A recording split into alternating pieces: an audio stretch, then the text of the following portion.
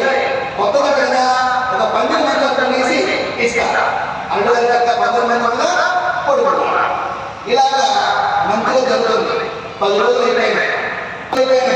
దీని నెల సంపాదన 15 రోజులు అయిపోయింది. కానీ ఇంకా చేస్తారు వీడి దుంపగా వీళ్ళు అర్థం చేసుకుంటారని బాగా మాట్లాడుకొని ఇలాగ దొరకలేదు కదా అని చెప్పి ఆ రోజు కొంచెం అన్నం పెట్టి పచ్చడి వేసి మంచిగా చూస్తారు. అడిగా వస్తారా నువ్వు చూస్తారా మామూలుగా ఫోన్ చేసి పడుకుంటాడా. రెండోది నమ్మకం పెట్టుకొని పక్కన పెడతారా. అల్లుగా తినేసి పడుకోవడానికి చూస్తారా. ఎరిగిపోయిన మంచారా ఏముంటుందని ఇంటికి చూస్తే కరెక్ట్గా పడుకుంటాడా. వీడు అర్థం చేసుకోవటం మన బాగానే బాగా కట్ట మీద రాస్తాడా. ఏ అతడైనా 3 రాత్రులు నిద్ర చేయడం స్నానం చేస్తే అడుగుదారు చదువుకుంటారు. అమ్మ నన్ను పంపించడానికి నిద్రలేస్తున్నామని మానవసత్వంలో తీసుకుంటారు. అవును నేను 3 రాత్రులు నిద్ర చేస్తాను. శివరాత్రి నవరాత్రి రాత్రులు రాస్తాను.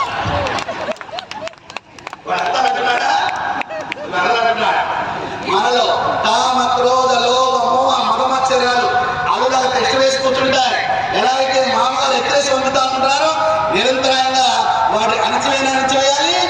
లేకపోతే సాగనంపనన్నా సాగనంపాలి. ఇది భక్తితో కూడిన చక్కటి విశ్లేషణ.